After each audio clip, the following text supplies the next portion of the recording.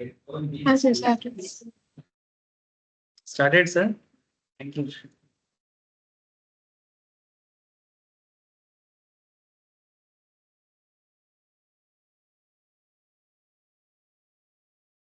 Okay, ओए चलो, ये आयुष थोड़ा सा इधर आ जाते। नहीं नहीं, अच्छा देख, जीएसटी में ना हम लोग स्टार्ट किए थे आईटीसी, तो जीएसटी का जान है, ठीक है, जीएसटी का जान है आईटीसी।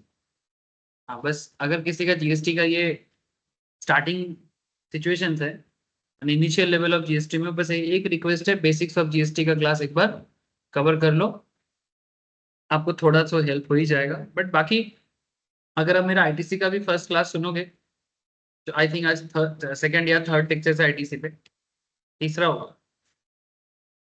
तीसरा होगा। नहीं नहीं, तीसरा होगा, मेरा वहां पे दिखा रहा था।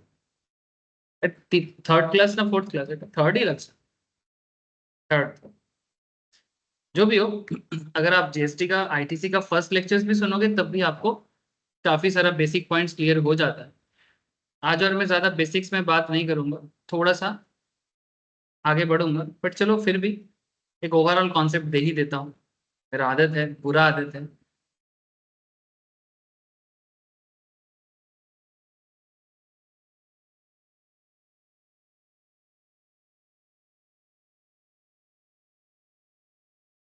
जीएसटी जीएसटी के अंदर जो आईटीसी का कॉन्सेप्ट है, इनपुट टैक्स क्रेडिट का कॉन्सेप्ट है, ये कॉन्सेप्ट के कारण ही आप बोल सकते हो कि जीएसटी में इतना ज्यादा माथा व्यथा। अगर ये जीएसटी का ओवरऑल माथा व्यथा का सबसे बड़ा कारण आईटीसी ही है। अगर ये आईटीसी कॉन्सेप्ट ना होता, तो जीएसटी लेके इतना चर्चा ना हो। बेसिकली होता क्या है सर, बहुत सिंपल सा एक कॉन्सेप्ट है कि ये वाला नोट्स मुझे बोलना, तो शॉर्ट नोट्स है, मैं शेयर करूंगा आप लोगों को। चैप्टर का एक पूरा कॉन्सेप्चुअल एक एरिया है विथ एग्जांपल्स, आपको बहुत इजी होगा। नहीं, इसका मतलब ये नहीं कि डिटेल्स नहीं पढ़ना है, एग्जाम में तो डिटेल्स पूछेगा, ठीक है, लेकिन अगर किसी को मानो 5 मिनट पढ़ के अगर कॉन्सेप्ट समझना है ना, तो ये सब नोट्स बहुत हेल्प करता है ओवरऑल चैप्टर के बारे में, एक कॉन्साइज अंडरस्टैंडिंग दे। मैं बीच बीच में थोड़ा रेडी करता हूँ, ठीक है, आजकल फिर से मैं काफी सारी चीजों में एक्टिव हुआ हूँ, छोटा छोटा नोट रेडी कर रहा हूँ, देता रहूंगा सर, जितना हो सकता है मैं कोशिश करूंगा हर चैप्टर का एक कॉन्साइज नोट्स आप लोगों को दूंगा, ताकि आप लोगों को चैप्टर समझने में स्टार्टिंग लेवल में कोई दिक्कत।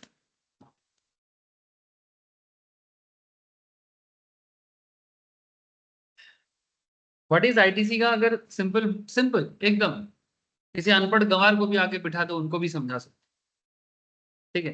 व्हाट इज आईटीसी सर, आप हम लोगों को अनपढ़ गंवार कर, अरे ना सर, मैं अनपढ़ गंवार हूँ, आप लोगों को समझा रहा हूँ। सर इसको इंग्लिश में बोलते हैं लेमैन, लेमैन, देखा, अनपढ़ गंवार हिंदी में बोला, खराब लग गया, ठीक है, इंग्लिश में बोलते हैं लेमैन लैंग्वेज, कितना अच्छा लग गया। क्यों भाई, इंग्लिश क्या वॉशिंग मशीन है, कुछ भी इंग्लिश में बोलने से सब कुछ अच्छा लगता है और हिंदी में बोलने से खराब। हाँ, जैसे बोला अनपढ़ गंवार, हमको गंवार बोला, नहीं sir, you are a layman, तब खराब नहीं लगा।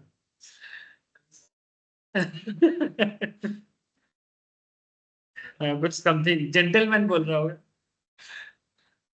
मेरा भाई का इंग्लिश बड़ा कच्चा था, अभी काफी पहले से ठीक हुआ है उसका। तो एक बार हम लोग श्याम बाजार में फ्लैट में जहाँ रहते थे, हमारे उल्टा साइड में एक फैमिली रहता था। तो वो जो आंटी थी, वो भाई को, वैसे भाई बहुत ना ऐसे हम्बल है, मैंने लाइक बेसिकली जब छोटा था तो और अच्छा था, जब स्कूल में पढ़ता था 11 12 लेवल में, तो उसको बोला कि ही इज वेरी, इंग्लिश में बोला कि he is very, I think humble ही बोला, कि बहुत ही हम्बल लड़का है, मैंने एकदम जैसे बच्चा को बात करना चाहिए, जैसे जेंटल है सर, वैसे ही कोई लैंग्वेज यूज करा, हम्बल बोला।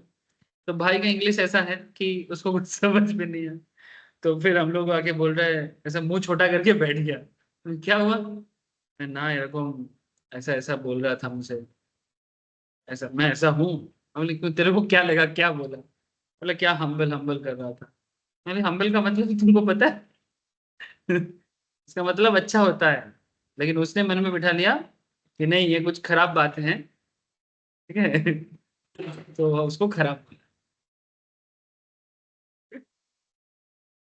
उस दिन स्टॉक मार्केट क्लास में एक बच्चे को ऐसे, वो स्टीव जॉब्स का एक डायलॉग है ना sir, stay hungry stay foolish. तो मैं उसको बंगाली में ऐसे कन्वर्ट करके बोला कि भूखा रहो बोका रहो, ठीक है। तो लड़का आसाम का है, तो मेरे को बोलता है सर आप गाली दे रहे हो। मैं बोली माने गाली कहाँ दिया? तो मैंने बोला भूखा रहो बोका रहो। बोले नहीं आपने बंगाली में गाली दिया। ऐसे लड़का अच्छा है, मेरे ऐसा मेरा दोस्त मेरे को बोला है। हाँ, वो किसको गाली माना बोल दो, वो बोका, बोका के बाद वाला दोस्त और जोड़ दिया। हाँ, बोले नहीं मेरा दोस्त मेरे को बोल रहा था, मैं भी उसको असमी भाषा में 4-5 गाली सुना दे।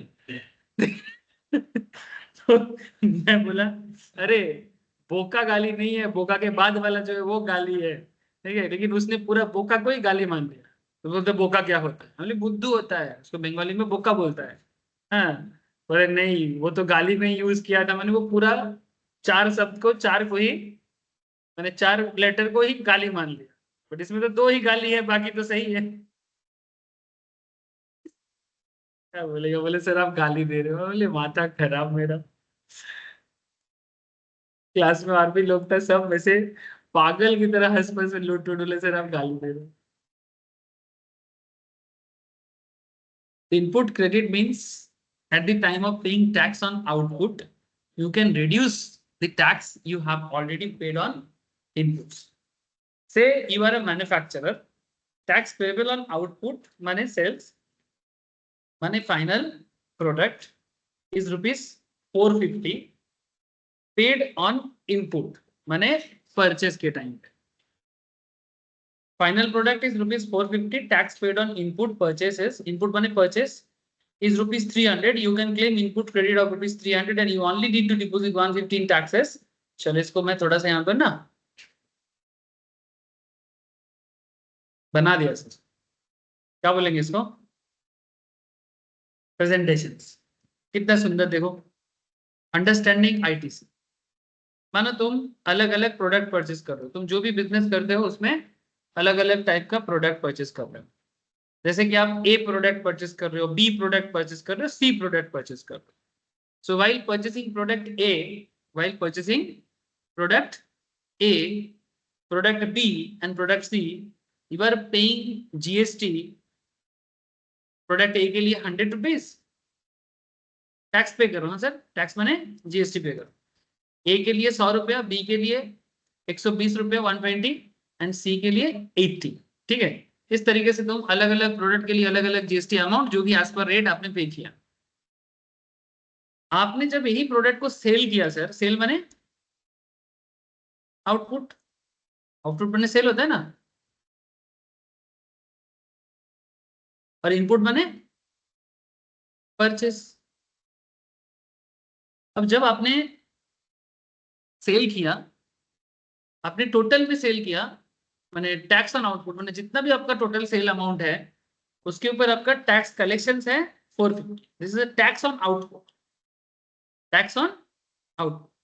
तो आपका ये टैक्स है 450 सर, टैक्स 450 का, इसका मतलब सर टैक्स 450, इसका मतलब है कि तुमने जितना भी प्रोडक्ट अमाउंट का सेल किया उसका परसेंटेज ऑफ रेट लगा के 450 का टैक्स तुमने कलेक्ट किया, बस। सर कितने का था सर, पता नहीं, हम बस टैक्स में बात करें।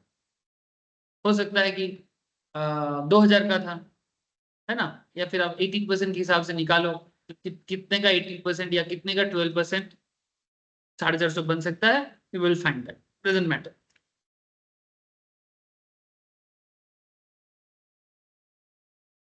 सो आपने टोटल 450 रुपया एज ए टैक्स कलेक्ट किया। अब बेसिकली जैसे ही आपने 450 रुपया कलेक्ट करोगे ना, गवर्नमेंट ऑफ इंडिया चालू हो जाएगा। इसका 2 पार्ट है, एक सेंट्रल और एक स्टेट। जैसे ही वो 450 रुपया तुमको मिल गया ना, सेंट्रल बोले भाई हमें दे हमें दे हमें दे, स्ट्रेट बोलेगा ए हमको तो हमको, समझ रहे हैं? मैंने दीदी मोदी पे क्लैश हो जाए, हाँ, जो होता है जनरली। दीदी तो ऐसे क्लैश पे निकला है कि रथ यात्रा के पहले जगन्नाथ मंदिर ही बना दिया। हाँ, मतलब दीदी को पुरी के मंदिर में घुसने नहीं दिया। समझ रहे हैं क्यों? क्योंकि कुछ वो पुरी के मंदिर का कुछ पुराना कस्टम्स है, वहां पर हिंदू के बिना कोई और घुस नहीं सकता। There is certain rules.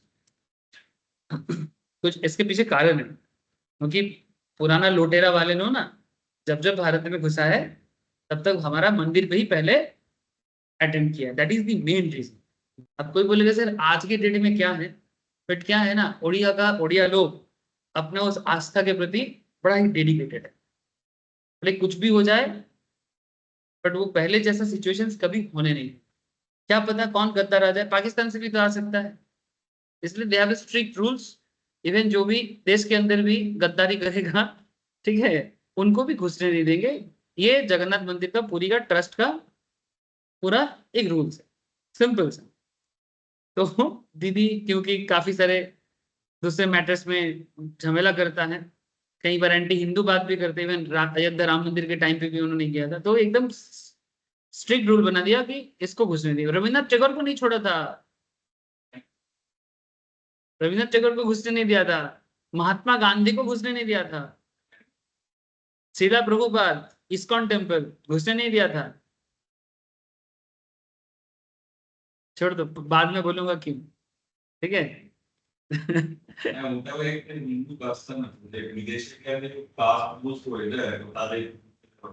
हाँ, मैंने कास्ट लूज जो कारण से हो सकता है, ये लोग उस तरह का गुनाह किया है, समझ रहे हैं? इसीलिए इनको पता है, वो हाई प्रोफाइल है, तो ऐसे लोगों को तो बिल्कुल नहीं दे। अगर आप उतना हाई प्रोफाइल नहीं हो, आराम से घुस सकते हो, पता ही नहीं चलेगा, ठीक है, कौन देखता है।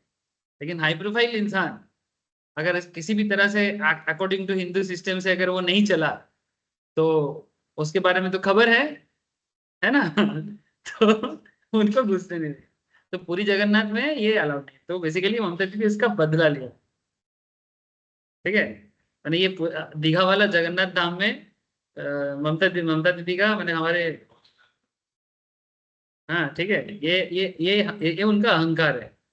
भले ही हमें एक मंदिर मिला है, बस इस मंदिर के पीछे उनका अहंकार बस का। प्रसाद मिला है हमको, तुमको मिला है? घर घर में प्रसाद जा रहे थे, दीघा जगन्नाथ धाम का मिला?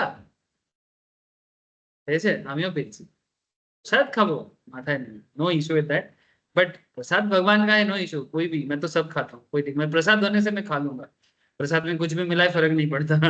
लेकिन प्रसाद के नाम पे मिला है तो क्यों नहीं खाऊंगा। लेकिन पॉइंट इज दैट कि जिस तरीके से उन्होंने मंदिर को डेवलप किया, ये डेवलपमेंट का तरीका से, ऊपर से पब्लिक के टैक्स के पैसे से। अयोध्या राम मंदिर टैक्स के पैसे से नहीं बना, है ना, तो पब्लिक की आस्था से बना है और लोगों के उच्छास से बना है। उसका कारण अलग है, हिस्टोरिकल बहुत बड़ा प्रमाण है ना। तो इसके साथ इसको कॉम्पीट करके और ऊपर से दीघा को जगन्नाथ धाम बना के कोई एक्सेप्ट नहीं करेगा। बस एक वो एक टूरिस्ट स्पॉट बन गया, काफी सारे लोग गया है, बोला कि सर ठीक है, जनरली जैसे पूरी जगन्नाथ धाम में तुम घुसोगे ना, वहां पर ना एक अलग ही लेवल का ऑरा फील होता है। अगर आप धार्मिक ना भी हो, फिर भी आपको ऑरा फील होगा। अगर आप थोड़ा सा कॉन्शियसली वहां पर एंटर करोगे, you will feel that aura, माने देयर इज समथिंग, कुछ तो एनर्जेटिक है। जनरली मेरा ऐसा 2-3 बार हुआ है, मेरा रोम खड़ा होता है। क्या होता है आई डोंट नो। मैं बहुत ही लॉजिकल बंदा हूँ, ठीक है, बिना लॉजिक का कोई भी चीज मैं उतना एक्सेप्ट नहीं करता। बट जब जब कुछ ऐसे ऐसे टेम्पल्स में, पूरी जगन्नाथ में, ये देवघर में बाबा धाम है ना, वहां पर जाके तो मैं ना चुप हो गया था। देवघर का जो टेम्पल का जो एरिया है, वहां पर जब मैं बैठा था चुप, अंदर अंदर नहीं गया, सिर्फ अंदर जाके चुपचाप मैं चुप हो गया था, साइलेंट हो गया था, मेरे मुंह से आवाज ही नहीं निकल रहा था। आरती हो रहा है, कितना सारा चीज हो रहा है, आई एम जस्ट साइलेंट।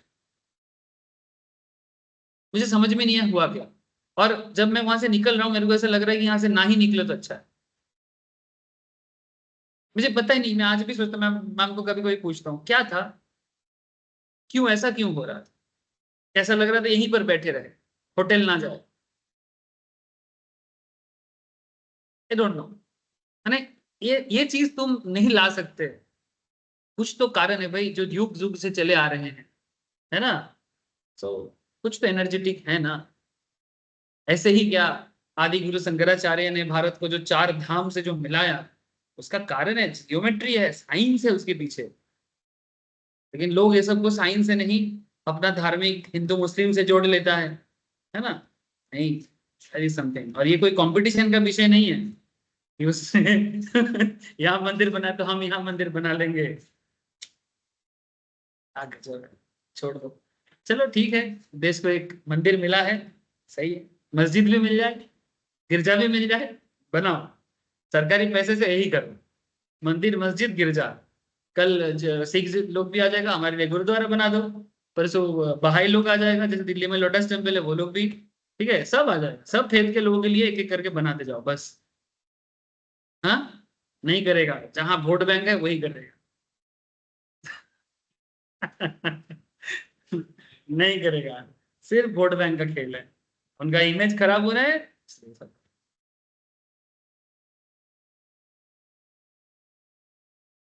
छोड़ दो। दिमाग में रिसर्च कुछ नहीं, उनको बहुत अच्छे से पता है कि सबको बुद्धू कैसे बना के रखा जाए। ठीक है, गरीब लोगों के छाती को फाड़ के कैसे उसका खून पिया जाए, बस इसका कोई रिसर्च करने का जरूरत नहीं। गरीब लोगों का छाती फाड़ के खून पीना, और क्या। गरीब लोगों को और गरीब रहने के लिए बाध्य कर दो, है ना। डेवलपमेंट के बारे में सोचने ही मत दो। खेल खेल रहे हैं। और इतना दिन में मंदिर बनाने का इच्छा नहीं जगा था, 20 साल हो गया। जैसे ही राम मंदिर बना उसके बाद से तुमको इच्छा लग गया, हिंदू वोट जा रहे हैं। वाह, कहाँ गया था आपके अंदर से इतना हिंदुत्व तो? हाँ, पहले आना चाहिए था ना। अगर आप इतना हिंदुत्व जागरण है आपके अंदर, तो पहले कहाँ थे? हाँ, बोलो आप।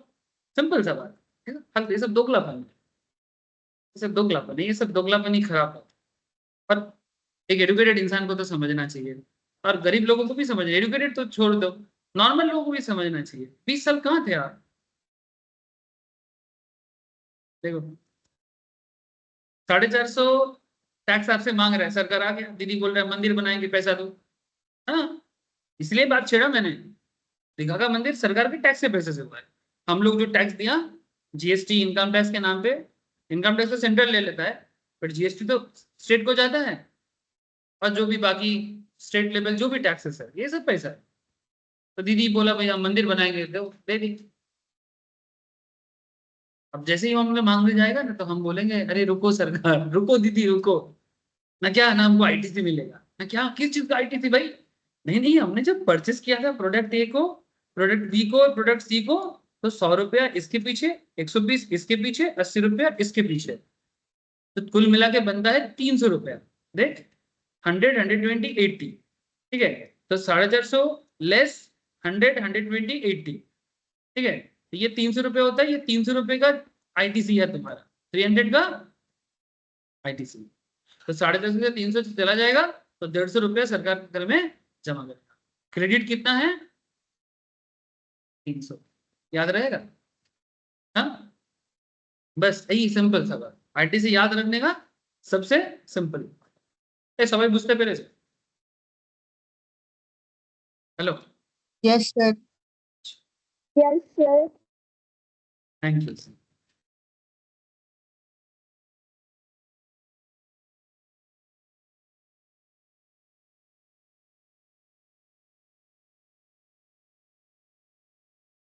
Input credit in GST, input credit mechanism is available to you when you are covered under the GST Act. ये जो क्रेडिट मैकेनिज्म है, ये तभी इस मैकेनिज्म का पार्ट बन सकते हो जब आप खुद जीएसटी में रजिस्टर्ड होते हो।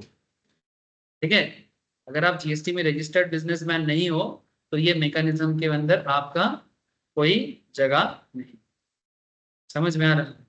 यानी एक अनरजिस्टर्ड बिजनेसमैन, अगर वो जीएसटी में रजिस्टर्ड नहीं है, फिर भी वो जीएसटी मैंने नहीं, जीएसटी दे के ही सामान खरीद के लाते हैं।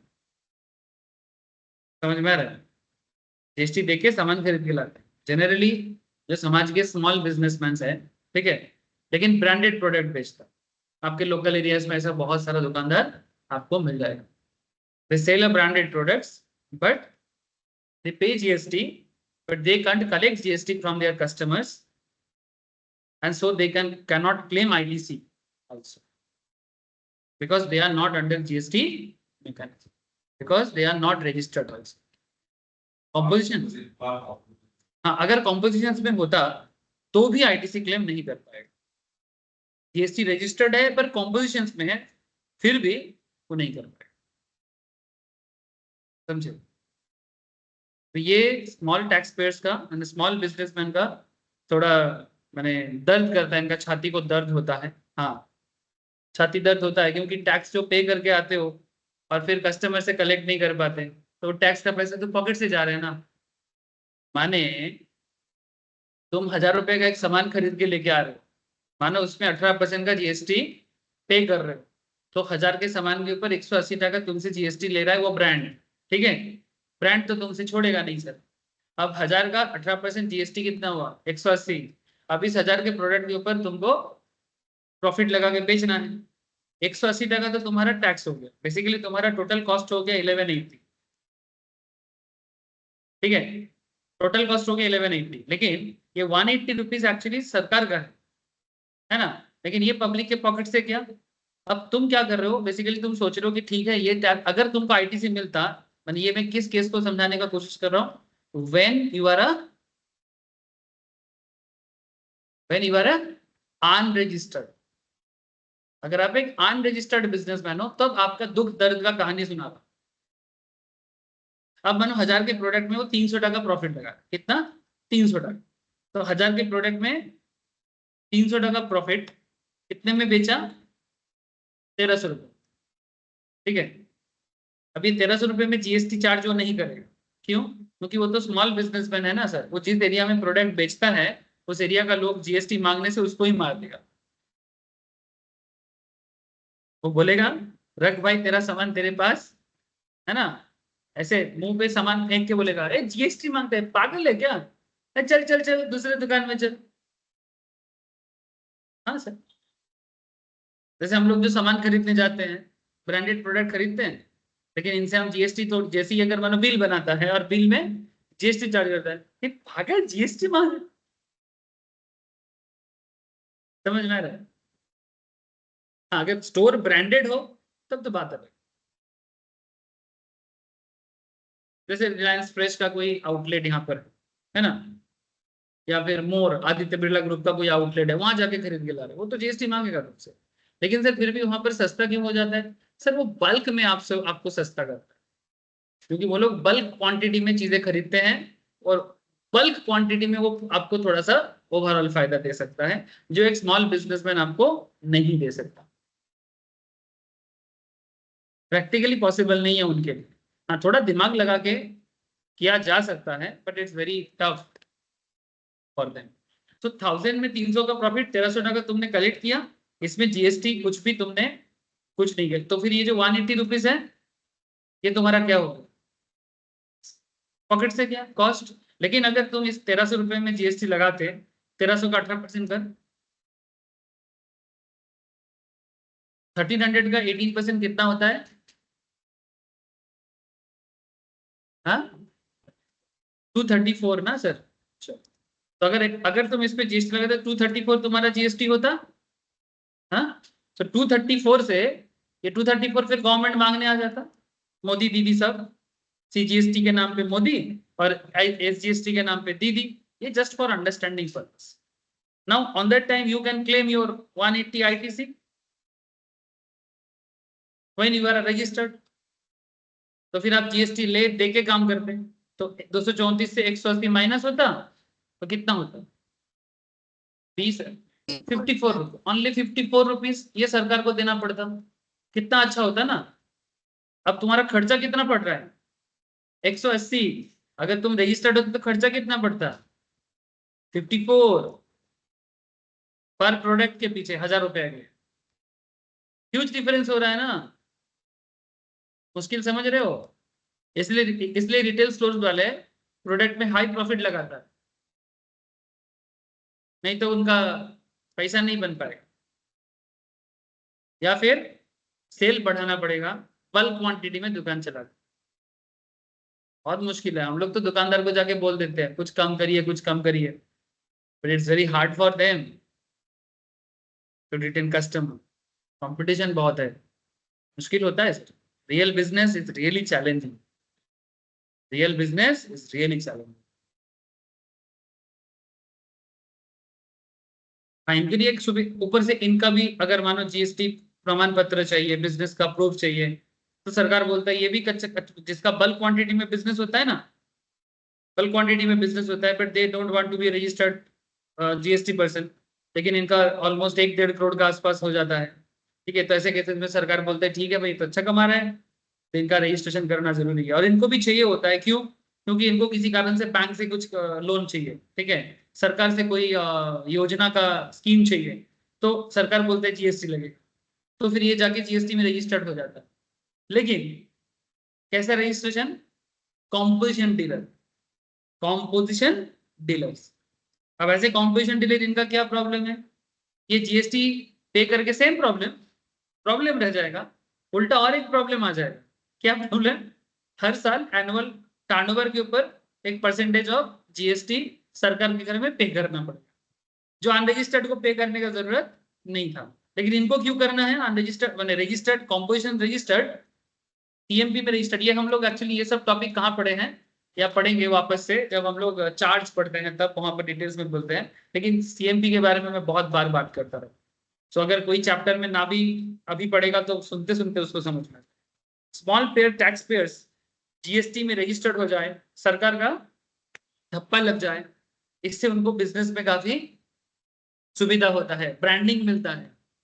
अगर आप एक स्मॉल बिजनेसमैन हो, जैसे एग्जांपल के रूप में तुम अमेजन में बिजनेस करना चाहते हो, अमेजन में बिजनेस करना चाहते हो, अपना प्रोडक्ट सेल करना चाहते हो, जीएसटी नंबर के बिना अमेजन तुमको बिजनेस करने नहीं देगा। लेकिन तुम एक स्मॉल बिजनेस, क्या करोगे? करना पड़ेगा। लेकिन काफी लोग करके ना बहुत अच्छा करता है। चुपचाप बैठने से तो अच्छा है कि अगर कोई प्रोडक्ट तुम्हारे है तो इट्स वेरी गुड। ठीक है, जैसे एक ग्रोसरी कंपनीज है, आई डोंट नो ये अभी कैसा चल रहा है, उड़ान बोल के एक कंपनी है, वो उसके थ्रू से तुम ग्रोसरी परचेस करके होलसेल में फिर अपना दुकान में सामान भर सकते हो। तुमको बात बात में बड़ा बाजार जाने का, इधर उधर बागुएडी जाने का कोई जरूरत नहीं। बागुएडी में होलसेल मार्केट है, बड़ा बाजार में you don't need to do that. You can just through आपके थ्रू से जीएसटी नंबर होगा, आप सारा ग्रोसरी ऑर्डर कर दो, बल्क में एक डिस्काउंट दे देगा, दुकान में सामान आ जाएगा, बेचो, फिर खत्म होगा, फिर ऑर्डर करो, फिर आ जाएगा।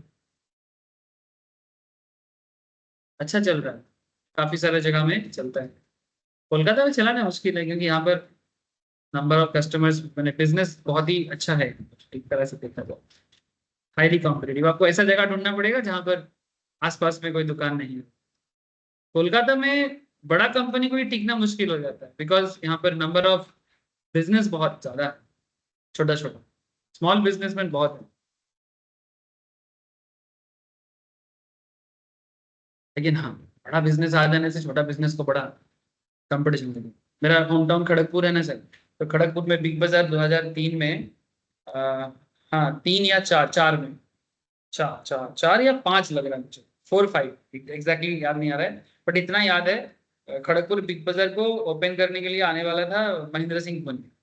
ठीक है, तो धोनी क्योंकि खड़गपुर से ही उसका जर्नी था, इसलिए खड़गपुर बिग बाजार के बारे में, खड़गपुर में धोनी का एक अलग ही पॉपुलैरिटी है। ठीक है, क्योंकि सबको पता है कि धोनी खड़गपुर से ही अपना नाम बनाया, भले ही वो रांची से है, तो खड़गपुर में उसका एक अलग इमोशन है। तो सबको ही बोला बिग बाजार जैसे ही ओपन हुआ तो धोनी को बुलाओ, तो लास्ट में धोनी नहीं आया था, बिपाशा बासु आया। ठीक है, तो on that time Bipasha Basu is also in her peak. तो हम लोग बड़ा उम्मीद में थे कि धोनी आएगा तो देखने जाए। ठीक है, तो लास्ट में मैं जब जब मुझे सुनाई दिया कि बिपाशा बासु, मेरे को एक मॉडल को देखने जाने का कोई रुचि नहीं था। ठीक है, सो मैं अल्टीमेटली कैंसिल किया, लेकिन धोनी के लिए मैं किसी तरह से पास जुगाड़ करने के लिए रेडी था, जाएंगे। उस टाइम पे ऐसा क्रेज था। तो बिग बाजार जब बना उस टाइम पे खड़गपुर में, बिग बाजार बनने के बाद सब वहां पर खड़गपुर का जो लोकल मार्केट है तो लोकल मार्केट में एक खबर हो गया, क्योंकि हम लोग का वहां पर खड़गपुर में ट्रांसपोर्ट है, तो हम लोग खड़गपुर का लोकल बिजनेस का सामान कोलकाता से जनरली ट्रांसपोर्टिंग करके ले जाते हैं। तो सबको ही आ गया हम लोगों के पास, देखो देखो बिग बाजार खोल गया।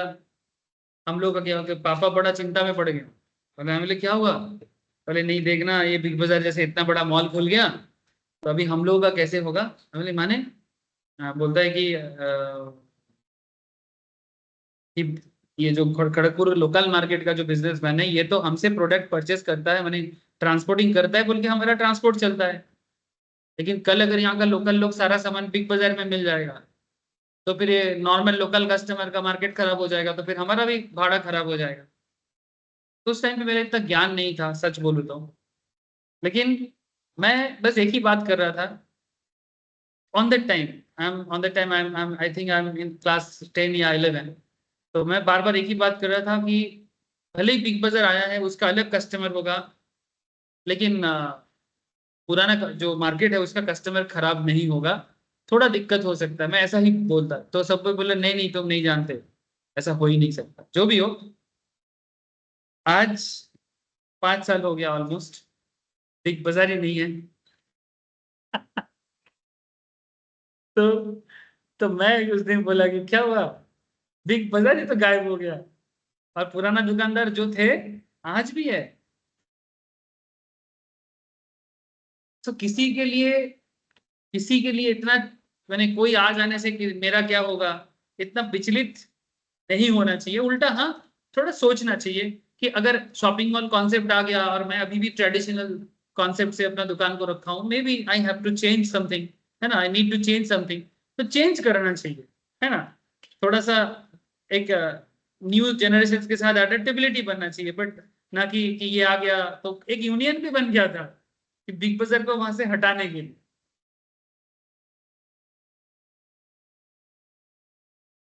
और आज रिलायंस का स्मार्ट बाजार का खबर मिला, पुराना बिग बाजार जहां पर है वहां पर कोई दुकान नहीं खोला, वो प्रॉपर्टी ऐसे ही पड़ा हुआ है। रिलायंस का स्मार्ट बाजार एक बना है, मैं उसका रिसेंटली गया था, मेरा एक दोस्त वहां पर काम करता है, तो मैं उनसे खबर लिया कि स्मार्ट बाजार का सेल कैसा है, ठीक है। तो बोलता है पर मंथ 1.5 से 2 करोड़ का सेल है एवरी मंथ, और ड्यूरिंग दिवाली एंड दुर्गा पूजा 3 से 4 करोड़ का सेल है। लेकिन उसके साथ साथ लोकल मार्केट भी अच्छा चल रहा है।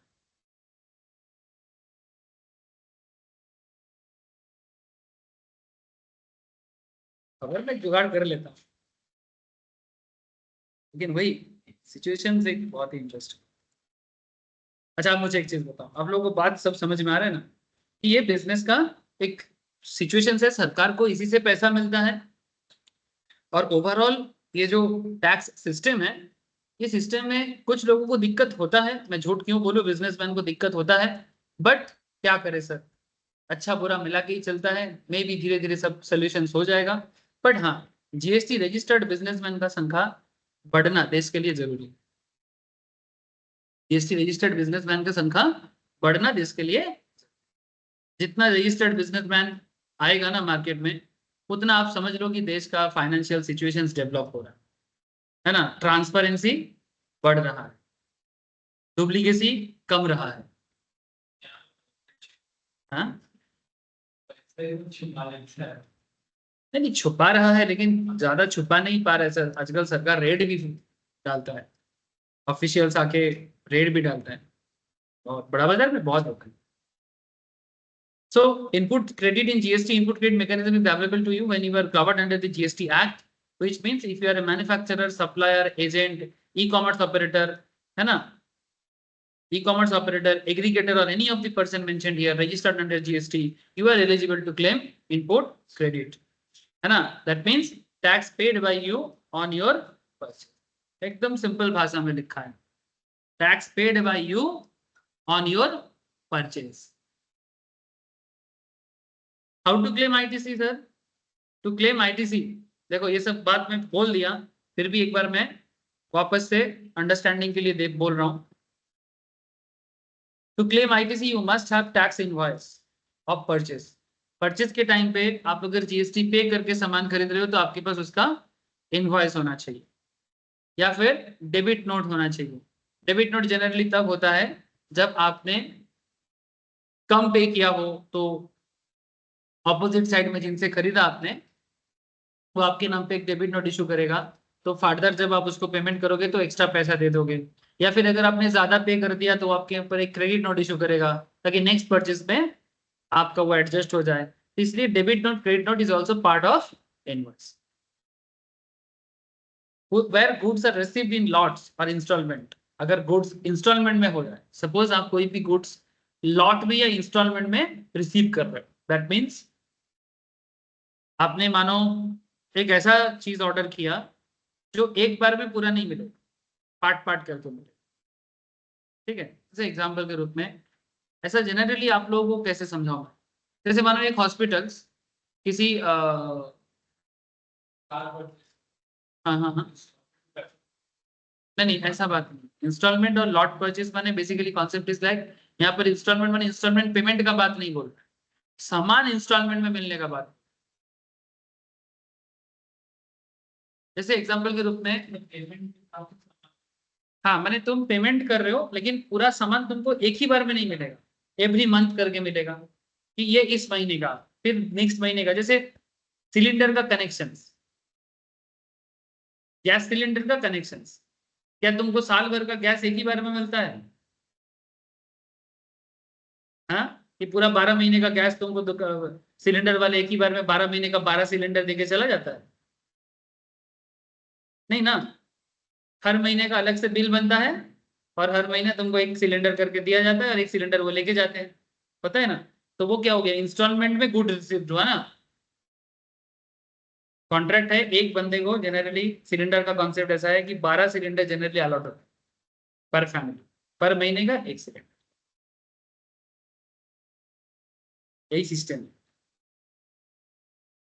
देखना तुम्हारा सिलेंडर जो डिलीवरी करने आता है वो तुमसे कभी डील किया कि नहीं पूछना घर से, वो डील करता है। मानो तुम्हारा 12 सिलेंडर अलॉट होता है लेकिन तुम्हारा यूज किसी साल थोड़ा कम हुआ, तो 2-3 सिलेंडर मान तुमने कम यूज किया, हो सकता है तुम थे नहीं, घर पे खाना बना नहीं, तो तुमको बोलेगा सर सिलेंडर ऑर्डर करो ना, बोला है कभी? हाँ, वो तुमको बोलेगा तुम सिलेंडर बुक करो, ठीक है तुम सिलेंडर बुक करो पर हम उसका बंदोबस्त कर लेंगे। हाँ, फिर वो क्या करेगा, उसको ब्लैक में बेच देगा, अरे तुम्हारे नाम पे बुक हो जाएगा, वो तुम्हारे नाम पे शो करेगा कि तुमने उसको लिया, फिर वो उसको लेके सीधा किसी और को बेचेगा। मैंने 900 का सिलेंडर 1500-1600 रुपए में ब्लैक में बेच देगा, 500-700 रुपए का इनकम हो जाएगा, है ना। मैंने बेसिकली मेरे नाम पे मानो साल भर का अलॉट है, ठीक है, 12 सिलेंडर अलॉट है, हर महीना एक एक करके मेरे को जनरली मिलना चाहिए। लेकिन मान की ईयर के अभी भी और मान ली 2 महीना बाकी है ईयर खत्म होने पे, और ऐसे टाइम पे दिख रहे हैं मेरे नाम पे अभी भी 4 क्रेडिट पड़ा हुआ है, तो मैं 2 महीने में तो 4 सिलेंडर जनरली नहीं मांगूंगा, ठीक है। तो वो समझ जाएगा कि इसका 2 सिलेंडर तो बेकार जाएगा, तो मेरे को बोलेगा कि आप बुक कर लो, ठीक है, इस महीने में आप 2 बार बुक कर लेना, हाँ ठीक है। बोले कुछ नहीं होगा, बोले कुछ नहीं होगा, आपका तो अलॉटेड है ना, तो मैं मेरे नाम पे 2 बार बुक होगा, ठीक है, एक इस महीने का मेरे को दे देगा और एक सिलेंडर वो मेरे पास लाएगा ही नहीं, मेरे नाम पे बुक दिखाएगा, नहीं पेमेंट मेरे को नहीं करना, वो बिल मेरे नाम पे जनरेट करेगा, बिल वो मेरे नाम पे जनरेट करेगा, पर वो सिलेंडर किसी और को जाएगा, पेमेंट उसी से कलेक्ट होगा, हम बस बुक करेंगे।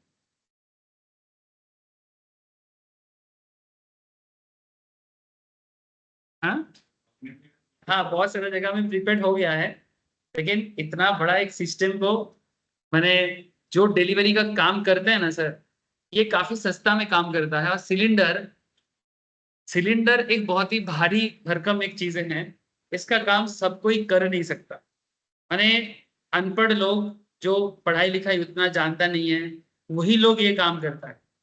और तुम इनको अगर मानो कि एक वो प्रीपेड मशीन देके भेजोगे, they can't do this, there is a genuine problem, there is a genuine problem. और जिस तरह का ये अमेरिका नहीं है, अमेरिका में क्या है, नहीं, तू जो बोला तो बहुत अच्छा बोला कि प्रीपेड कर देना चाहिए, बट जैसे सरकार इसको प्रीपेड कर देगा, ठीक है, तो प्रीपेड सिस्टम में पहले जो वहां पर जो काम करता है, फिर उनका वहां पर ये एक दिक्कत होगा, उसमें इसका सैलरी ऐसे कम है, और ये जो डिलीवरी देने जाता है ना, इनका एक्स्ट्रा करके पेमेंट वो कलेक्ट करता है, इनसे इनका निकल जाता है। मतलब सरकार उसको बोल रहा है जो सरकारी एजेंसी है वो उसको मान 10,000 रुपया देता है। अब 10,000 रुपये में क्या होता है, लेकिन इसका ऊपरी इनकम आता है, ऊपरी इनकम लाइक दैट, जैसे कि डिलीवरी करेगा, जो पेमेंट तुम देगा उस पेमेंट के साथ एक्स्ट्रा, मान की 900 रुपया होता है तो 1,000 रुपया देगा तो 100 रुपया वो रख लेगा, समझ रहे हैं?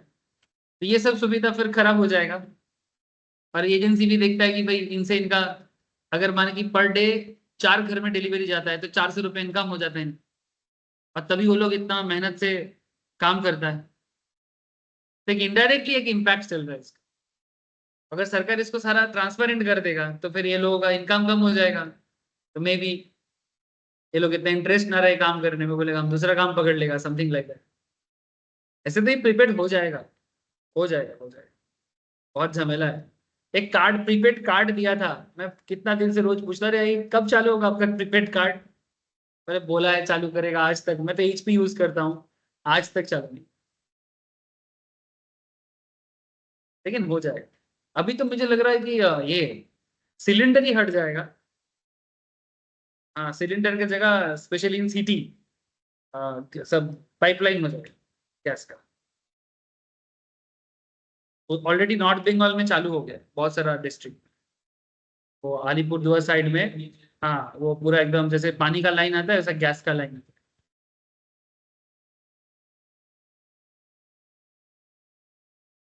बहुत सारे जगह में जहाँ पर गैस का जनरली है, जैसे जहाँ ONGC का कुछ प्लांट वगैरह है ना, वहाँ पर ONGC खुद इस तरह का चलाता है, लेकिन बहुत ही मैंने मैंने नेग्लिजेंट, पूरा इंडिया के हिसाब से नेग्लिजेंट एरिया में है, मैंने अब बोल ही नहीं सकते कुछ है वो। मैंने हमारे देश का सबसे बड़ा समस्या है कि हमारा देश जनसंख्या और ओवरऑल मैनेजमेंट का बहुत इश्यूज है। इस हिसाब से चाइना को क्रेडिट देना पड़ेगा कि इतना बड़ा पॉपुलेशन को ये लोग काफी अच्छे से मैनेज करें, बहुत। चाइना को मैंने हैट्स ऑफ टू देम, इतना बड़ा पॉपुलेशन को मैनेज करना बहुत बड़ी बात होता है। चाइना सीरियसली इसमें बहुत आगे निकल गया। उस दिन एक जन ट्वीट किया चाइना का, इंडिया का एक जन चाइना में जॉब पर्पस में गया है, हार्डवेयर रिलेटेड काम कर, इंजीनियर है, हार्डवेयर इंजीनियर है। तो उसने एक बुलेट ट्रेन बुक किया सांघाई या कहीं से, बुलेट ट्रेन से उसको जाना था करीब 700-800 किलोमीटर दूरी में कहीं जाना था। बुलेट ट्रेन का टिकट काटा जिसका वैल्यूएशन पड़ा इंडियन रुपीज में 8,000 रुपया, ठीक है।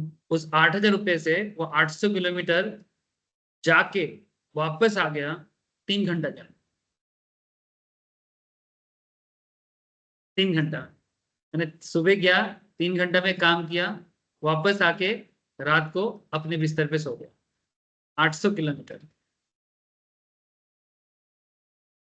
मैंने 800 जाया 800 आया, मैंने 1,500 किलोमीटर का जर्नी, 8,000 रुपया लगा उसको, लेकिन रात को अपने ही बिस्तर पे सोया।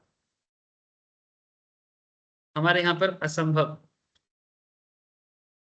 800 तो छोड़ो, तुम 100 किलोमीटर जाके वापस नहीं आ सकता। हाँ, ये है चाइना। एक जन ट्वीट के नीचे कमेंट करता है उसका, अरे क्या जरूरत था 8,000 रुपये का टिकट काटने का, इससे अच्छा बाई कार चले जाते और वहां पर जाके रह जाते।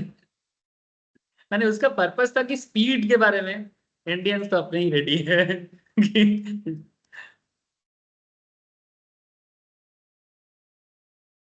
अच्छा, तो फिर टैक्स इनवॉइस और डेबिट नोट दिखाना है, where goods are received in lots और instalment, credit will be available against the tax invoice upon receipt of last lot और इंस्टॉलमेंट। मैंने लॉट में चीजें आ रहे हैं आपके पास, तो लास्ट लॉट में जो बिल आपके पास है वो बिल जमा करो, उसके हिसाब से मिलता है lot by lot. You should have received the goods. अच्छा, जीएसटी में इनपुट आईटीसी क्लेम करने के लिए आपको गुड्स रिसीव्ड होना जरूरी है, सर्विस रिसीव्ड होना जरूरी, क्योंकि आप परचेस कर रहे हो ना। अगर माना आपको गुड्स मिला ही नहीं तो फिर आईटीसी क्लेम कैसे करो? ठीक है। Where recipient does not pay the value of service or tax within 3 months of issue of invoice and he has already availed ITC based on the invoice, the said credit will be added to his output tax liability along with interest. माने समझ रहे हो? Recipient माने जिसने purchase किया does not पे the value of service और tax with in 3 महीने, माने जो पेमेंट उसको करना था उसने बाकी रखा, लेकिन ये बोल के उसने पेमेंट किया ना कि उसने माने उसने क्या किया, वो उसका ड्यू पेमेंट था, माने पेमेंट करना था पर पेमेंट नहीं किया, लेकिन उसका आईटीसी क्लेम कर लिया। अगर ऐसा शो करेगा तो कहता है कि the availed ITC based on the invoice the set credit will be added to his output tax liability. जितने का क्रेडिट वो लेगा वो पूरा उसका टैक्स लायबिलिटी में काउंट करा देगा विद इंटरेस्ट, जो कि आज के डेट में ऐसे ही संभव नहीं है। जब तक तुम्हारा बिल मैच नहीं करेगा तुमको क्रेडिट मिलेगा भी नहीं। बट अगर किसी तरह से तुम ऐसे दिखा रहे हो और ओरिजिनल में बाद में पता चला कि तुमने उसका पेमेंट किया ही नहीं और इधर तुमने आईटीसी क्लेम कर चुके हो क्रेडिट, तो फिर बोलता है कि वो जो क्रेडिट का अमाउंट है वो तुम्हारे जीएसटी लायबिलिटी में ऐड हो जाएगा। मैंने तुमको आईटीसी क्लेम करके लायबिलिटी कम करना था, इधर जो आईटीसी तुमने क्लेम किया था वो जुड़ जाएगा, साथ में interest. Tax charge on your purchase, जो टैक्स तुमसे चार्ज करेगा तुम मैंने the tax charged on your purchase has been deposited or paid to the government by the supplier in cash or via claiming ITC।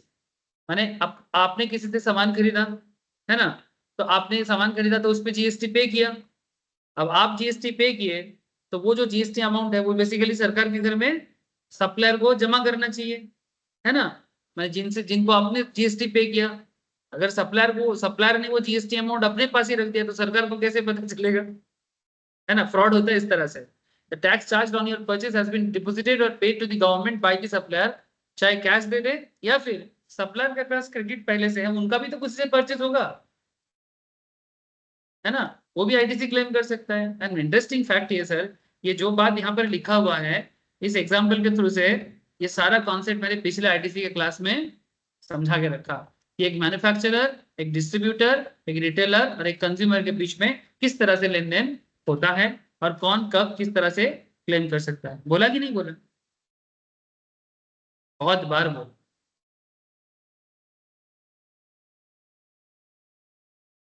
Another एक point क्या है, supplier has filed GST return.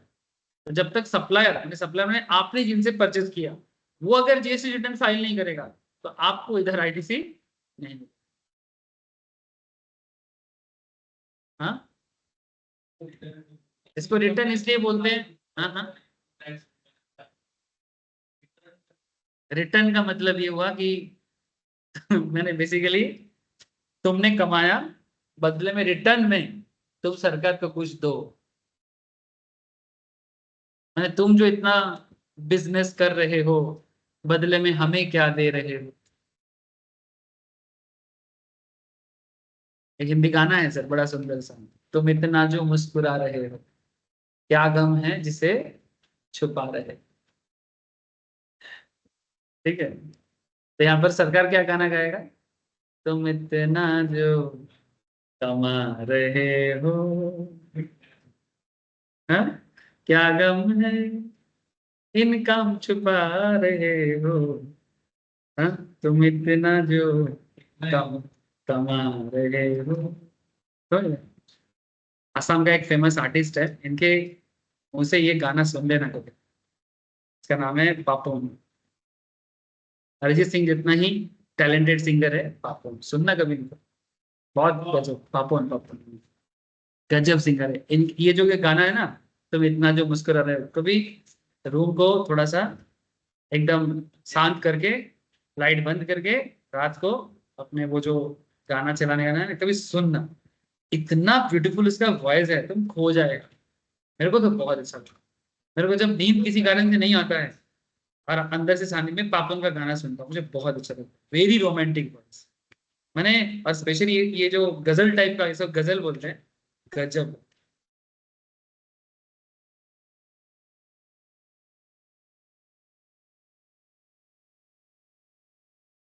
इसीलिए मैं ये सब जोड़ देता हूँ। मैं अपने बच्चे के साथ भी इसी तरह से आज बच्चा बहुत रो रहा था दोपहर में, तो मैं इसको गाना गाया, तुम इतना जो रो रहे हो, क्या गम है जो रोना रोए जा रहे हो। क्या करेंगे, सारा दिन अगर मानो क्यों परेशान करता मारता है, तो हम भी अपने आप को भुलाने के लिए सोचते हैं। मैम को भी बोले कि तुम भी ये सब सीख जाओ, नहीं तो पागल हो जाएंगे। और ये जब रोना चालू करता है ना, किसी का नहीं सुनता, किसी का नहीं। कुछ भी उसके सामने, कोई खिलौना, कोई उली बब्बा कुछ भी काम नहीं करेगा, वो सिर्फ रोएगा। और जब हंसेगा, दम है तो उसको रुला के देखो, मैंने तुम डांटेगा ना उसको, तब भी हंसेगा, तब बदमाश। समझ गए क्यों रिटर्न बोलते हैं? ठीक है, तुम इतना जो कमा रहे हो, बदले में सरकार का कुछ रिटर्न करो, इसलिए बोलते रिटर्न फाइलिंग। ठीक है।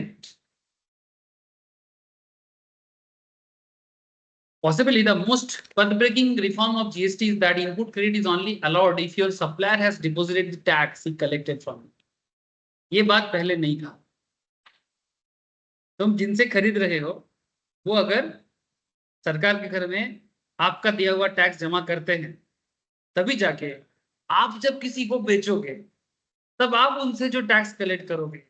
और आपने जिनको खरीदने के टाइम पे आपने जिनको टैक्स पेमेंट किया था, वो एडजस्टमेंट करने का मौका देगा। दैट मीन्स अगर आपका सप्लायर आपका दिया हुआ टैक्स सरकार के घर में जमा करेगा, तभी जाके आप आपका बेचा हुआ सामान पे जब किसी से टैक्स कलेक्ट करोगे, और सरकार जब तुमसे वो टैक्स मांगेगा, और तब तुमको अपना आईटीसी क्लेम करने का याद आएगा, और फिर आप ये देखोगे कि मेरा सप्लायर पेमेंट जमा किया कि नहीं। समझे कहानी कितना क्लियर हो रहा है? This is the most path breaking reform of GST. ये पहले नहीं, ये तुम लोग को समझ में आ रहा है? हाँ, अब जीएसटी जैसा बोरिंग पेपर में जान डालने के लिए मेरे पास पापुन का गाने का स्टाइल ही याद आ रहा है। हाँ, ए बुझते पारसी तो, हाँ सबको पूछ रहा हूँ। Yes, sir. Yes, sir. ठीक है, एकदम काटा काटा भाषा में बोलना। तो possibly the most path breaking reform of GST. GST पहले कौन सा कंट्री लागू किया था जानते हैं? France, sir. Very good, very good. Basic पढ़ेगा ना, तब ना पता चलेगा। बेसिक का क्लास कर। फ्रांस 2000 के आसपास का बात, फ्रांस सबसे पहले जीएसटी अपने देश में लागू किया। और ये जीएसटी हाँ, इंडिया में भी सेम टाइम पे आइडिया आया था जब फ्रांस ने चालू किया। बट हमारा पार्लियामेंट तो सर हमारे जैसे भेड़ बकरी लोग है ना सर, ठीक है, 17 साल लग गया। आज जीएसटी आया बोल के, सरकार का टैक्स कलेक्शन हो रहा है बोल के, पाकिस्तान जैसा नमूना को भी हम लोग साइड लाइन कर पा रहे हैं। नहीं तो ये नमूना भी हमारा कारगिल में घुस के हमको मार के चला जाता। सरकार फाइनेंशियली डेवलप नहीं होगा तो फिर तुम्हारा सुरक्षा कहाँ से देगा? 2014 से देश का फाइनेंशियल जो कलेक्शंस है, वो डे बाई डे बढ़ रहा है, और उसका प्रमाण आपको मिला है इस बार के रिटेलिएशन पे। पाकिस्तान ने हमारा 26 मारा, हम उनका पूरा अंदर घुस के उसको मार के आए। 70 लोगों को तो ऐसे ही ऑफिशियली मारा, और कितना लोगों का घर उजाड़ा उसका तो काउंट ही नहीं होगा, है ना। और फिर पाकिस्तान भिक्षा मांगने लगा कि इंडिया को बोलो चुप करे, है ना। बोलो तो कितना अंदर से शांति आ रहा है, जस्ट फील दैट। और ये सब तभी संभव है जब एक देश का फाइनेंशियल कंडीशंस बेहतर हो। और 98 99 के टाइम पे, देन मैं एकदम नाम लेके बोलता हूँ, कांग्रेस का सरकार ठीक है, ये कभी भी देश का फाइनेंशियल डेवलपमेंट के बारे में कभी नहीं सोचा, और पाकिस्तान के साथ क्या एडजस्टमेंट करता था भगवान जाने, इनका क्या सेटिंग है, नेहरू के जमाने से चल, मैंने जिन्ना नेहरू में सेटअप पूरा गॉटअप केसेस है। तू पाकिस्तान देख, हम इंडिया देख रहे हैं, फिर जब बांग्लादेश बोला हमको भी आजाद करो, उनके वहां पर भी मुजीबुर रहमान भी उठा दिया, उनको भी ये लोग बेसिकली सब गॉटअप, सब अपना अपना मैंने भाई भाई सब अपना अपना रोटी सेक रहा था। सीरियसली इनका पॉलिसी पे मेरे को कभी भी ऐसा नहीं लगा, जैसे आज देखो ना, इसराइल ईरान के न्यूक्लियर पावर को खत्म करने के लिए पीछे पड़ा है। क्यों? क्योंकि वो न्यूक्लियर पावर बनेगा तो इसराइल का खतरा है। तो इंडिया को नहीं पता पाकिस्तान न्यूक्लियर पावर बनेगा तो हमें खतरा है? तो इंदिरा गांधी को पता नहीं था? सब पता था, तो फिर क्यों नहीं उड़ाया? कोशिश क्यों नहीं की? कामयाब होते ना होते अलग बात है, कोशिश तो करना चाहिए। पॉलिसी कहाँ है? आज आज पाकिस्तान जितना भी थोड़ा सा दिखा रहा है, हाँ एटमी ताकत, एटमी ताकत, हाँ सीरियसली उसको खाने का रोटी नहीं है, लेकिन एटॉमिक पावर तो है उसका। वर्ल्ड के टॉप डिफेंस कंट्रीज में से एक है, 1,500 मिलिट्री एयरक्राफ्ट है उसके पास। इतना तो फ्रांस के पास भी नहीं है। हाँ, इतना फ्रांस के पास नहीं है। पाकिस्तान के पास 1400 मिलिट्री एयरक्राफ्ट है। वर्ल्ड में सबसे ज्यादा मिलिट्री एयरक्राफ्ट है यूएसए के पास, 14,000।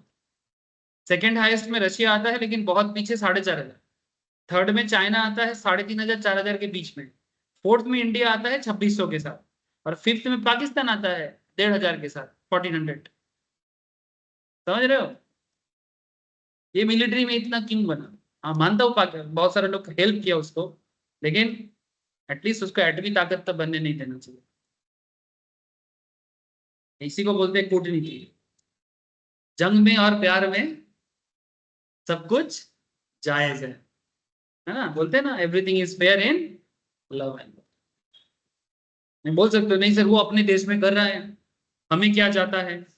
बहुत कुछ जाता है, क्योंकि वो कर रहे हैं हमको ही मारने के लिए, है ना? वो बना रहे हमें मारने के लिए।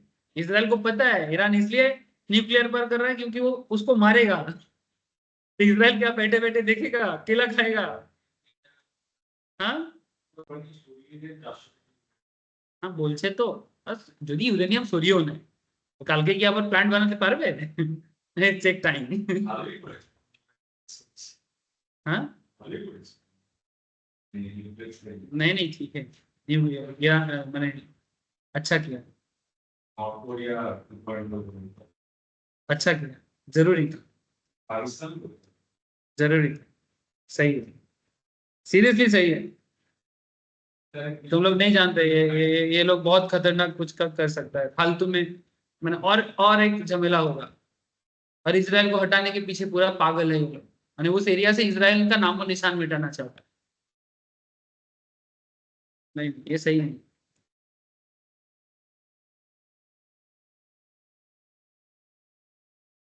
सभी धर्म का आजादी है ना, दिक्कत क्या है भाई?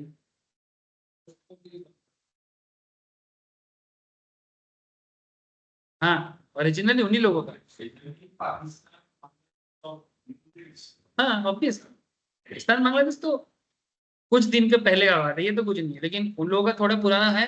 अराउंड जीसस क्राइस्ट के जन्म के 600 साल बाद, मैंने अराउंड 600 समथिंग, जब वो एरिया में एक्चुअली प्रॉब्लम चालू हुआ, जब हजरत मोहम्मद का पूरा सिनेरियो चालू हुआ, तब से वो जेरूसलम जो है वहीं तो जीसस क्राइस्ट का बेसिकली है, और जिसके खुद भी ज्यूज फैमिली से, ऐसे मैंने सुना, नॉट मैंने, हाँ, और यहूदी लोगों ने उनको ये किया था। लेकिन आज देखो सब कुछ ठीक है, समय के साथ साथ सिचुएशन ठीक हो गया है। आज अमेरिका भी एक फुल क्रिश्चियन कंट्री है, यूरोप को तो इसराइल के साथ ही तो है। वो लोग कहाँ अभी भी उतना पुराना बात, आज से 2,000 साल पुराना बात को लेके पड़े रहेंगे? और इसराइल अपना जगह खुद बनाया है अपने पुराने जमीन पे।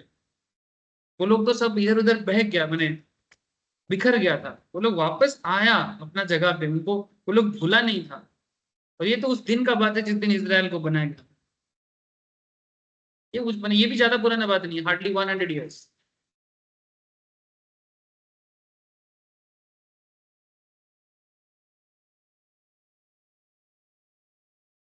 देखो, अच्छा, so I hope you understand the tax charged on your purchase has been deposited paid to the government by the supplier in cash or via claiming ITC. Supplier has filed GST. अच्छा, ये चीज समझ में आ गया, ठीक है। Therefore, to allow you to claim input credit on purchase, all your suppliers must be GST compliant as माने, हाँ माने अगर आपको जीएसटी में आईटीसी क्लेम करना है तो आप जिनसे खरीद रहे हो, माने जो आपका सप्लायर है वो खुद जीएसटी कंप्लाइंट होना चाहिए। कंप्लाइंट माने जीएसटी रजिस्टर्ड, माने जीएसटी रिलेटेड सारा काम वो करते हैं। अगर आप जिनसे खरीद रहे हो अगर वो खुद जीएसटी में रजिस्टर्ड नहीं है या जीएसटी कंप्लायंस फॉलो नहीं करता है, जीएसटी रिटर्न फाइल, सिंपल कहे तो जीएसटी रिटर्न फाइल नहीं भरता है, तो आप जीएसटी क्लेम नहीं करते। तो देयर मोर आईटीसी के बारे में और भी मैं यहाँ पर कुछ एग्जांपल्स दिया। It is possible to have unclaimed ITC due to tax on purchase being higher than tax on sales. In such a case, you are allowed to carry forward or claim a, if your tax on inputs or tax on output, माने input tax है अगर output tax कम है तो carry forward your input tax or claim refund if tax on output greater than tax on input, pay balance or no interest paid on input tax balance by the government. ऐसे बहुत सारा चीजें होता है sir. कोई raw material खरीद रहे हो उसमें जितना चीज माने कोई ऐसा चीज है कि जीएसटी माने ऐसा कुछ चीजों में प्रॉब्लम है, मानो आपका खरीदा हुआ प्रोडक्ट में जीएसटी ज्यादा बट आपका बेचा हुआ जीएसटी में माने जो आप बेच रहे हो उसमें जीएसटी कम। मानो आपने 1 लाख रुपए का एक सामान खरीदा, आप मैन्युफैक्चरर हो, 1 लाख रुपीज से फॉर एग्जाम्पल 18% टैक्स है, आपने कोई सामान खरीद के लाया तो आपने कितना जीएसटी भरा।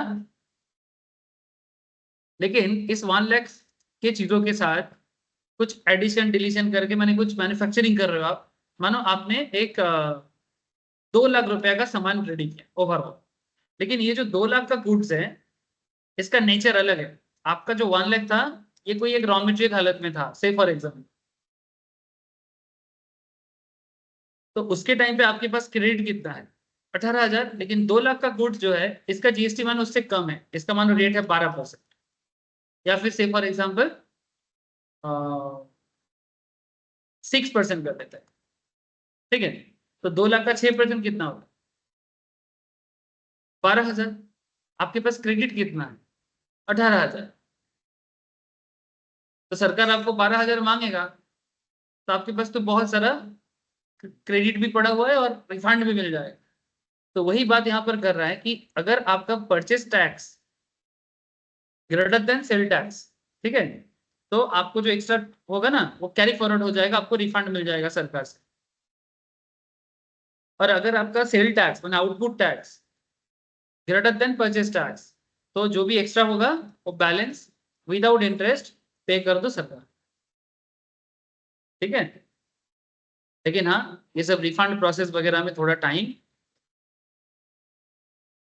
बट पहले से काफी बेहतर किया है। बार बार बोला जा रहा है रिफंड क्लेम सेटलमेंट जल्दी होगा, आजकल तो इनकम टैक्स रिफंड भी बहुत फास्ट सेटल हो रहा है। Input tax credit can not be taken on purchase invoice which are more than 1 year old. अगर 1 साल से पुराना परचेज इनवॉइस है उससे हम इनपुट क्रेडिट क्लेम नहीं कर सकते। Period is calculated from date of the tax invoice. 1 साल कैसे क्लेम करेंगे, इनवॉइस पे डेट रहेगा ना। Since GST is charged on both goods and service, since GST is charged on both goods and service, ITC can be availed on both goods and service, except those which are exempted or negative list. अगर कोई product में सरकार का GST exempted है, माने उसको बेच के आप जीएसटी कलेक्ट ही नहीं कर सकते, तो अगर उस पर्टिकुलर प्रोडक्ट में जीएसटी है ही नहीं, जिसके लिए एग्जेम्प्टेड सर्विस का एक पूरा चैप्टर आता है, मैंने रिसेंटली एक बार कवर अप किया एग्जेम्प्टेड चीजें क्या होता है, तो अगर वो एग्जेम्प्टेड है या नेगेटिव लिस्ट में है तो इन दैट केस आप उसमें जीएसटी इनपुट क्रेडिट क्लेम नहीं कर सकते। Input tax credit is allowed on capital goods, yes. मानो जनरली हम तो गुड्स का बिजनेस करते हैं, कोई भी बिजनेसमैन बेसिकली कोई ना कोई गुड्स बिजनेस करता है, चाहे कुछ भी हो, चाहे सपोज आप लैपटॉप का बिजनेस करते हो, आपका लैपटॉप खरीदना बेचने का काम है, लेकिन मानो आपका लैपटॉप मानो पिज्जा बेचता है, पिज्जा में जीएसटी देता है, कलेक्ट होता है ना पिज्जा। पिज्जा अगर हमारा पिज्जा का बिजनेस है तो pizza is my goods, hello. लेकिन अगर पिज्जा मशीन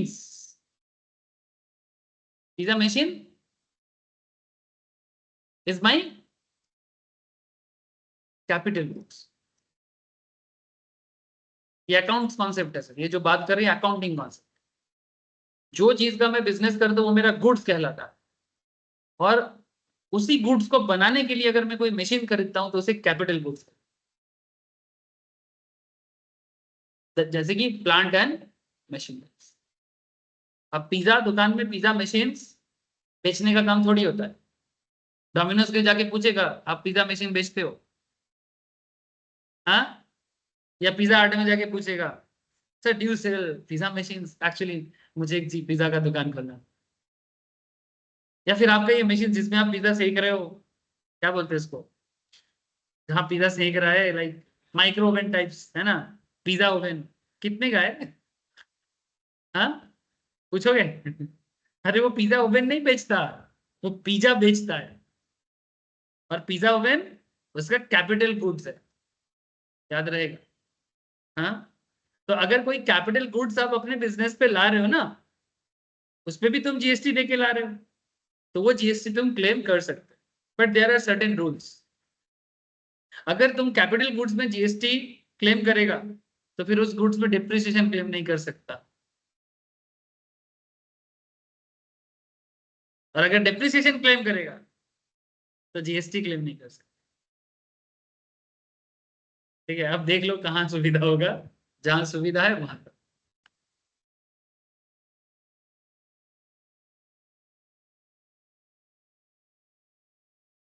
इस पॉइंट में बाद में फिर से बात करूंगा, ठीक है, बट इतना समझ में आ गया कि कैपिटल गुड्स का credit is also allowed. Input tax is not allowed for goods and service for personal use. घर के लिए कोई भी सामान खरीद के लाओगे, घरेलू पर्पस में यूज करोगे और बिजनेस में आईटीसी क्लेम करोगे, ये सही बात नहीं है।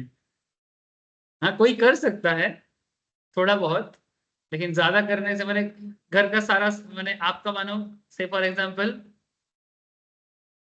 हाँ टीवी टीवी का बिजनेस है और टीवी घर पे लिए लेके आ रहे हो, हाँ बोल सकते हो।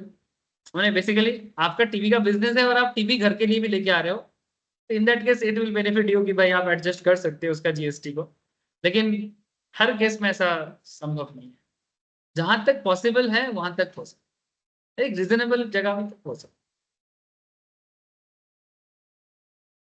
No input tax credit shall be allowed after GST return has been filed for September, following the end of the financial year to which such invoice parties are filing relevant annual return whichever is earlier. ये सब आगे बाद में return filing का chapter में details में समझो। अच्छा देखो कितना तरह का जीएसटी है, as we all know that, ये बेसिक्स में भी बताता हूँ। अच्छा, types of taxes under GST, कितना सारा टैक्सेस जीएसटी में एक्चुअली आज के डेट में आया है। माने पहले जो वैट होता था 2017 के जुलाई से पहले, बिफोर जुलाई 2017, ठीक है,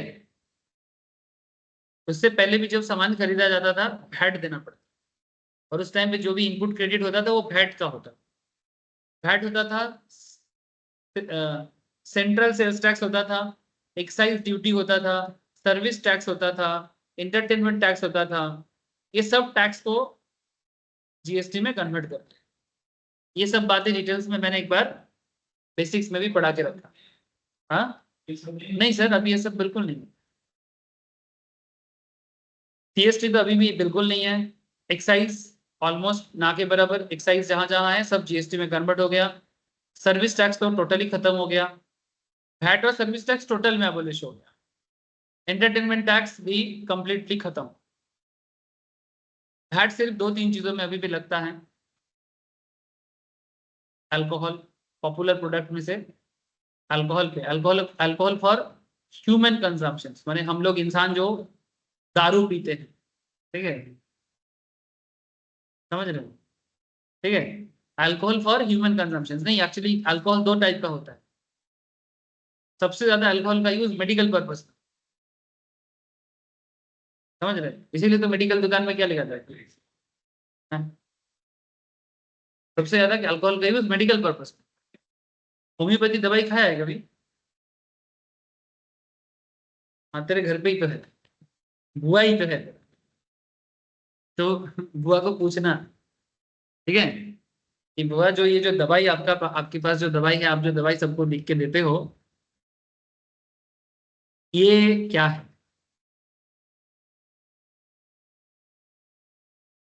सीरियसली, होम्योपैथी दवाई जो होता है वो अल्कोहल ही होता है,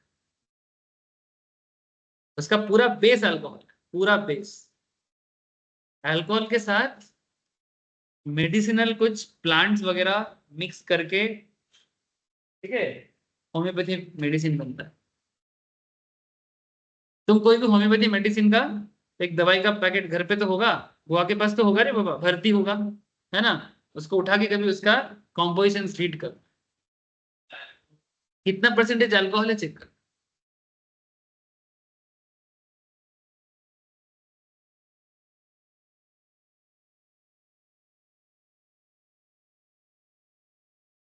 या इसीलिए ये अल्कोहल से ही पूरा खेल है।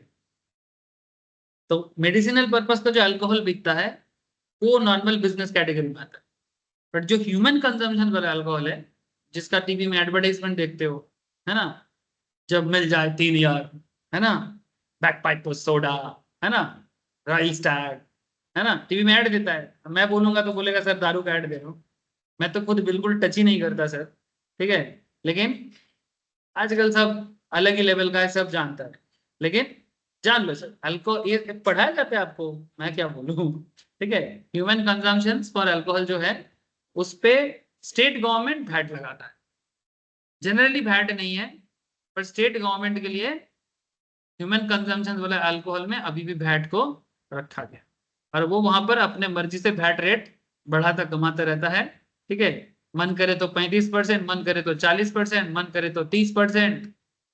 कोरोना काल में पश्चिम बंगाल सरकार अल्कोहल पे 65% वैट लगा दी, और दिल्ली सरकार, केजरीवाल साहब 70% वैट लगा दी, 70%। मैंने अगर एक ऐसा बॉटल का दाम 1000 रुपया है तो 700 टका टैक्स है, फिर भी लोग लाइन लगा के खरीदा, और ममता जी 650 किया था, मैंने केजरीवाल से थोड़ा कम कर दिया।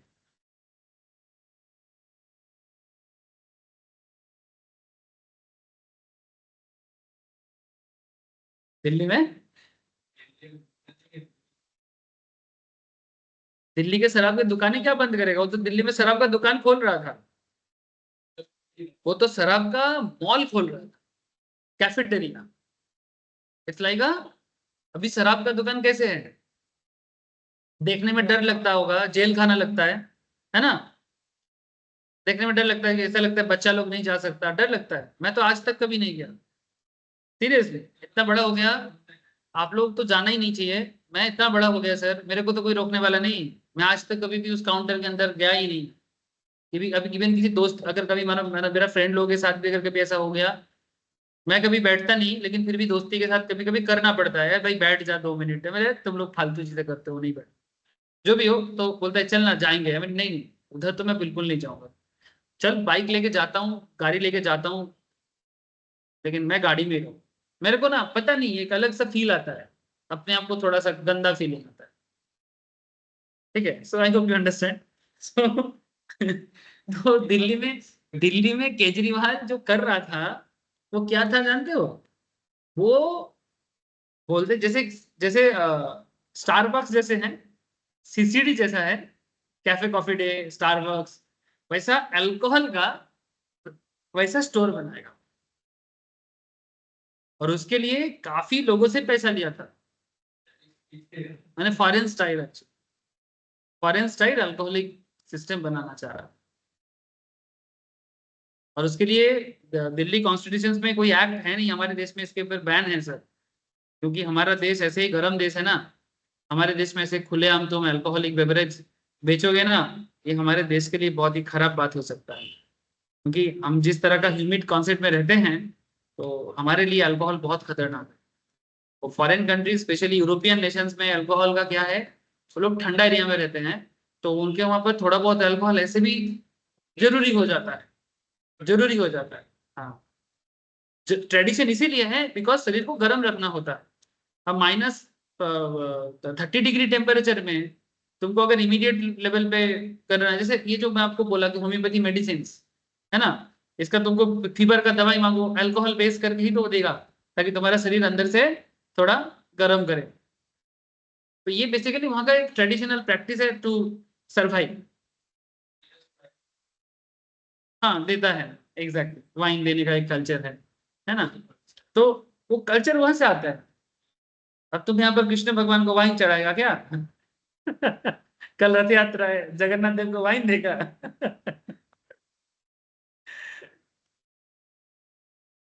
नहीं, फिर वाइन देके तुम बोलेगा फल का रस ही है। लेकिन क्यों नहीं देते हम लोग वाइन? क्योंकि वाइन हम नशा करता है ना, नशा करता है जो फॉर्बिडन है। नशा अच्छा चीज है क्या? हाँ, अच्छा नहीं है ना, तो फिर इसलिए मना है। और क्या, भगवान को जो चीज चढ़ाया नहीं जा सकता वो सही नहीं है फॉर योर, जहां पर तुम रहते हो वहां के लिए। दूसरे जगह का अलग बात है ना, जो जहां रहते हैं वहां का कॉन्सेप्ट लगेगा।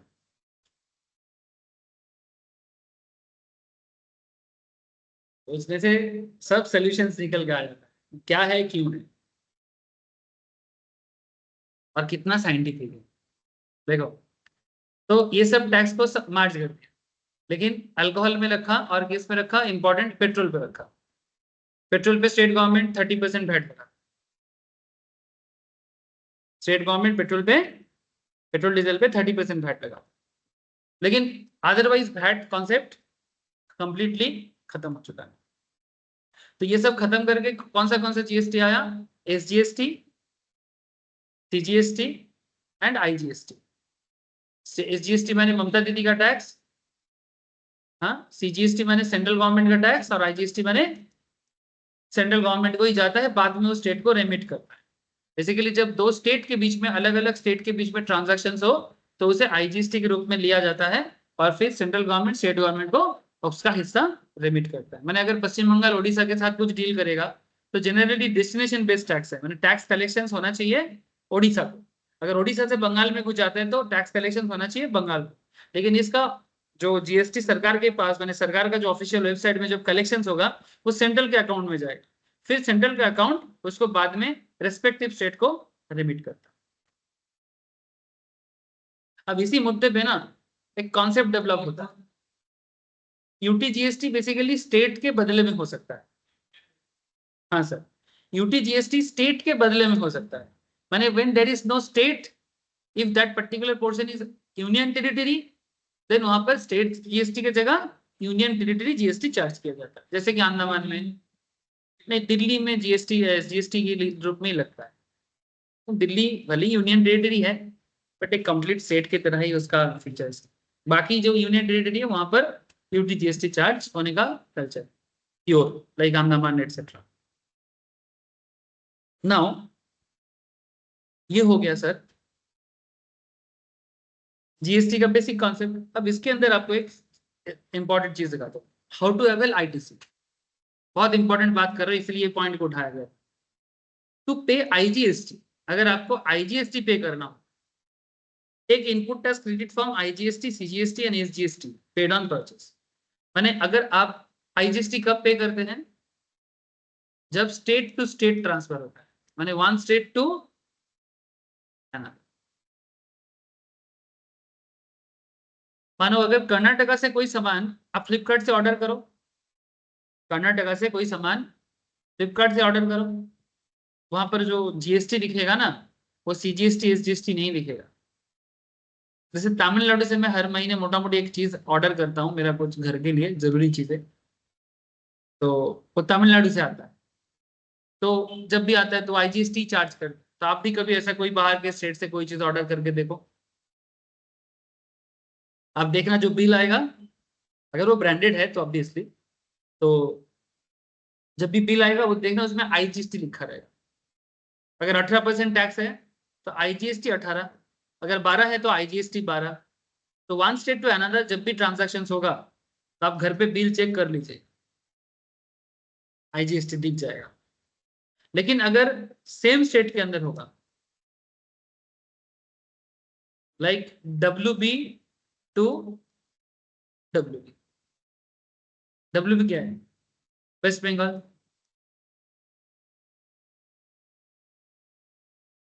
दुर्गापुर, कोलकाता। कहाँ है दुर्गापुर, कहाँ आता है? वेस्ट बंगाल में आता है, आसनसोल दुर्गापुर साइड, जानते हो ना सर, इंडस्ट्रियल एरिया है। तो Durgapur to Kolkata same state है, तो ऐसे केसेस में कौन सा दो जीएसटी आएगा? CGST, SGST। Now comes to the main concept जिसके लिए इतना सारा बात कर। अब जब भी तुम जीएसटी तुमको पे करना है सरकार के घर में, जैसे ये वाला कॉन्सेप्ट याद रखो, यहाँ पर ये समझाया था ना पिछले क्लासेस में, paid to government, paid to government, paid to government, है ना? समझ में आ रहा है, याद आ रहा है ना? तो जब भी गवर्नमेंट को पेड करने का समय आएगा, चाहे आईजीएसटी के रूप में हो, चाहे सीजीएसटी एंड एसजीएसटी के रूप में हो, जब भी आपको पे करने का टाइम आएगा, क्रेडिट क्लेम करना पड़ेगा। आपके पास आईटीसी होगा तो। Now to claim this kind of ITC, ये एडजस्टमेंट कैसे होता है, इसी के लिए मैं इतना सारा चर्चा कर रहा हूं।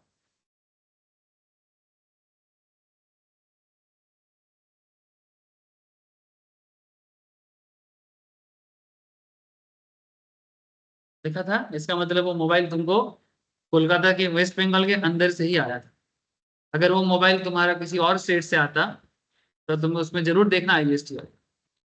तुम कभी अमेजन फ्लिपकार्ट में कोई भी सामान ऑर्डर करना, अगर वो सामान स्टेट से ही आ रहा है, ठीक है, इसका मतलब आप समझ लेना कि वेस्ट बंगाल का ही कोई बिजनेसमैन या डीलर वो प्रोडक्ट बेचता है। और अगर कोई प्रोडक्ट बाहर से आ रहा है, मैंने वो प्रोडक्ट वेस्ट बंगाल में अगर मिलता भी हो, लेकिन एटलीस्ट फ्लिपकार्ट वेस्ट बंगाल के डीलर से तुमको नहीं बेच रहा है। मेरे माँ के लिए एक बाल का तेल ऑर्डर करता था मैं, हेयर ऑयल, वो ब्रांड अभी बंद हो गया। बाद में माँ, मेरे मामा, सबको मैं वो वाला तेल सबको पसंद आया था। वो तेल कंपनी था हैदराबाद का, न्यूजेन ऐसा कुछ नाम था उसका, लेकिन अभी वो बंद हो गया। तो वो हैदराबाद तक, उस दिन मामा फिर से फोन किया था, तो बोलता है कि वो जो तेल 10 साल पहले तुम ऑर्डर करके दिए थे ना, वो वाला मिलेगा क्या? हाँ, बोले मामा जी ये तो अभी दिख ही नहीं रहा है, बंद हो गया शायद ब्रांड। बोले नहीं नहीं, मेरा फिर से बाल झड़ रहा है, मैं सोच रहा था वो वाला अगर आप होगा तो थोड़ा ऑर्डर कर देना मेरे लिए। मैं तो याद ही नहीं कर पा रहा, फिर याद आया, अच्छा अच्छा वो हैदराबाद से आता, बात से आता था कहीं से, मैम ने कहीं देखा था उसके बारे में, तो हम लोग ऑर्डर करते थे तो हैदराबाद से ही आता था, कुरियर कर देता था। तो अगर मानो तुम हैदराबाद से कोई सामान लेके आओ तो आईजीएसटी लगेगा। समझ में आ रहा है?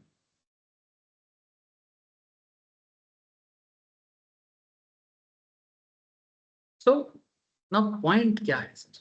सर पॉइंट तो वही मैं बोलना चाहता हूं कि जब तुमको आईजीएसटी पे करने का बारी आएगा, सरकार तुमको बोलता है, सेंट्रल गवर्नमेंट, ये कौन बोलेगा? सेंट्रल ही बोलेगा,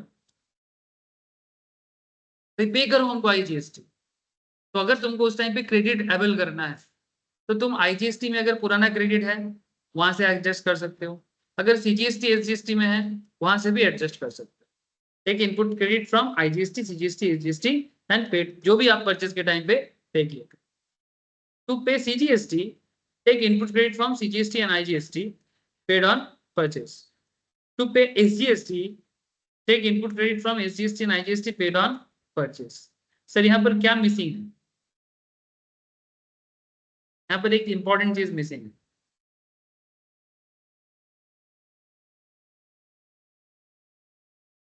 यूटीजीएसटी तो एसजीएसटी का सब्स्टिट्यूट है। UTGST just a substitute of SGST. हमारे देश में 28 स्टेट्स हैं और दिल्ली को लेके 9 यूटी, यूनियन टेरिटरी, है ना? तो जब भी अगर कोई 9 यूनियन टेरिटरी, दिल्ली को छोड़ के स्पेशली कुछ भी अगर होगा, तो उस 8 यूनियन टेरिटरी में तुमको यूटीजीएसटी दिख जाएगा। It's just a substitute of UTGST, SGST. Almost same ही है, कुछ ज्यादा अलग कुछ है नहीं। बट फिर भी यूनियन टेरिटरी है तो कुछ अलग हो सकता है depending on their rules regulations, क्योंकि सबको थोड़ा स्पेसिफिक मिलता है। इसमें एक बहुत बड़ा चीज मिसिंग है, अगर आपने पकड़ नहीं पाया तो ध्यान से देखना। जब आईजीएसटी पे कर रहे हैं तो आईजीएसटी के साथ आईजीएसटी एडजस्ट कर रहा है, आईजीएसटी के साथ सीजीएसटी भी एडजस्ट कर रहा है, एसजीएसटी भी एडजस्ट कर रहा है। जब सीजीएसटी पे कर रहे हैं, सीजीएसटी खुद खुद के साथ एडजस्ट करता है, आईजीएसटी के साथ भी एडजस्ट करता है, बट एसजीएसटी यहाँ पर मिसिंग है। जब एसजीएसटी पे कर रहे हैं, एसजीएसटी एसजीएसटी के साथ एडजस्ट कर रहे हैं, आईजीएसटी के साथ भी एडजस्ट कर रहा है, बट सीजीएसटी यहाँ पर मिसिंग है। इसका मतलब है कि मोदी के साथ दीदी का कभी नहीं बनेगा। मोदी दीदी कभी नहीं बनेगा। हाँ, टीएमसी बीजेपी कभी नहीं बनेगा, समझे? हाँ, इंटरेस्टिंग ना? यही चीज समझना है, यही चीज समझना। सपोज पूरा घटना को समझाऊंगा, थोड़ा ध्यान से देखो। इसके ऊपर क्वेश्चंस आता है, कैलकुलेशंस पूछेगा। Suppose there is a seller mister A and he sells his goods to Mr. B. Here Mr. B, that is the buyer, will be eligible to claim the credit. जो buyer होगा वही तो credit claim करेगा। In every case, whenever you are a buyer, you can claim credit. क्योंकि buyer जब seller बनेगा, ये सब B2B केस है, सब बिजनेस टू बिजनेस केस है, पर्सनल लेवल कॉन्सेप्ट इसमें नहीं है। और हम लोग जो सामान खरीद के लाते हैं, जीएसटी देते हैं, हम किसी से जीएसटी क्लेम नहीं कर सकते, हम सिर्फ बलि का बकरा बन सकते हैं। हाँ, ये पूरा जीएसटी सिस्टम में कंज्यूमर क्या है? बलि का बकरा। इस पूरा जीएसटी सिस्टम में हु इज द बलि का बकरा? हाँ, हु इज द स्केपगोट? हाँ,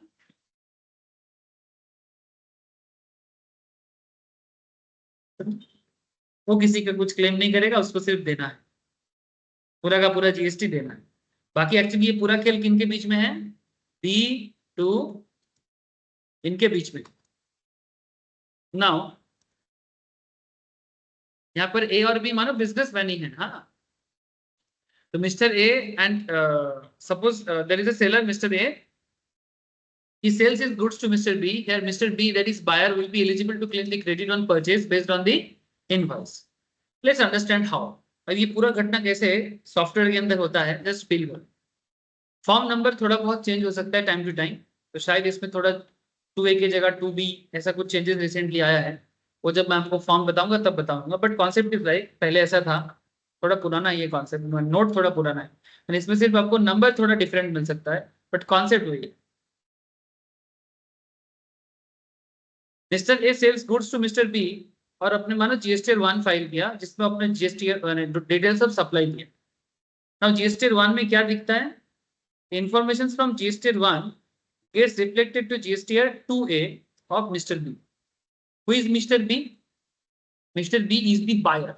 Mr. B is the buyer.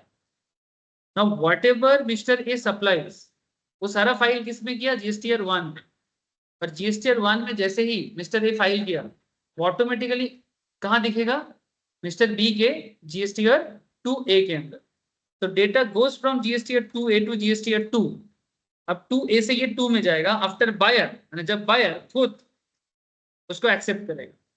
Now mister B क्या फाइल करेगा? मानो GSTR 2, ठीक है? तो फिर बायर फाइल किया तो 2A से सारा डिटेल्स 2 में शिफ्ट हो जाएगा। तो अगर 1 में फाइल ना होता तो 2A में रिफ्लेक्ट ना होता, और 2A में रिफ्लेक्ट ना होता तो 2B फाइल नहीं होता।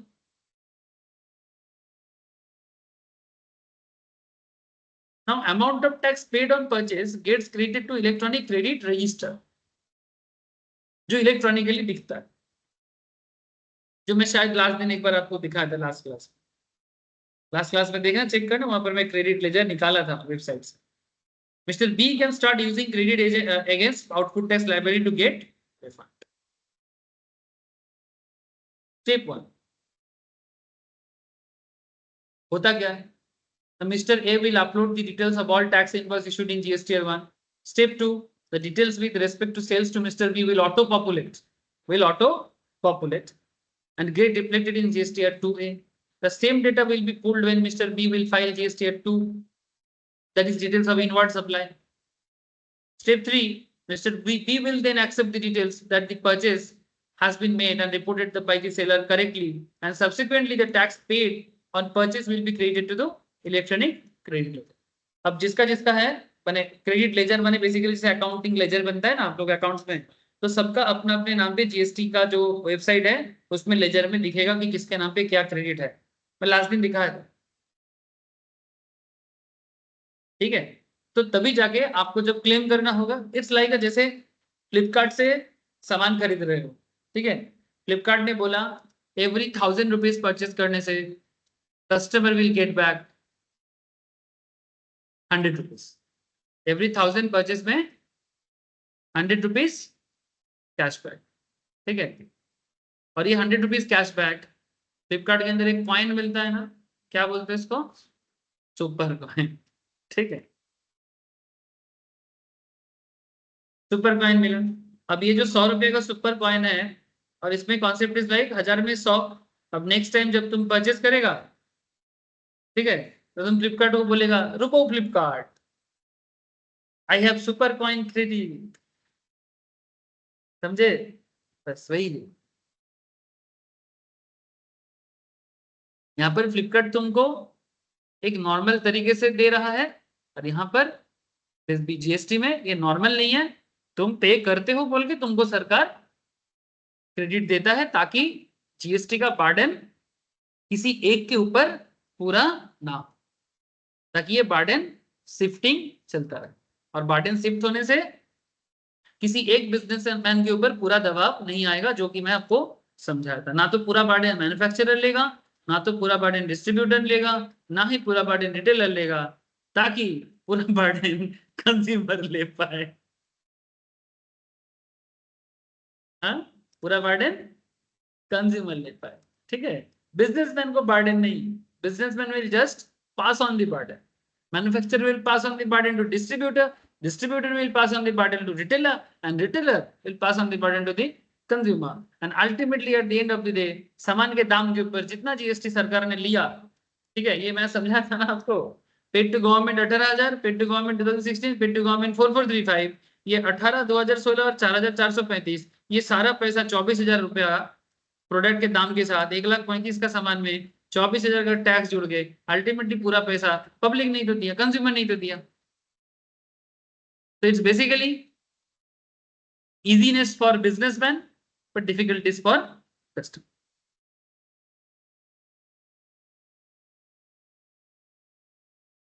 इसलिए सब अगर रजिस्टर्ड करके बिजनेस करे, सरकार के घर में टाइम टू टाइम टैक्स पहुंचाए, और कस्टमर तो सभी है, तो फिर अगर झंडा गाड़ना है तो सबको करना पड़ेगा. प्राइम मिनिस्टर खुद भी कस्टमर है, फाइनेंस मिनिस्टर खुद भी कस्टमर है, तो वो नियम बना रहे तो वो भी इस नियम का पार्ट है. जब तक सरकार में है तब तक अलग बात, फैसिलिटी मिल रहा है. जिस दिन सरकारी नौकरी चला जाएगा उस दिन क्या, और उसका बच्चा लोग भी तो वो भी तो बाहर कुछ ना कुछ खरीदता है, उनके नाम पे थोड़ी ना है. और क्या वो लोग घूमने नहीं जाता है, क्या वो लोग बाहर नहीं निकलता है, so they are also part of it. समझेगी, हाँ, बहुत साइंटिफिक है कॉन्सेप्ट. अगर आपको आंदोलन करना है कि आई डोंट वांट टू पे 24,000 एज जीएसटी, आंदोलन चलছে না চলবে না, ठीक है, raise your voice against the government for not paying GST, है ना. कैंडल लाइट करेगा क्या, हाँ, कैंडल मार्च करेगा.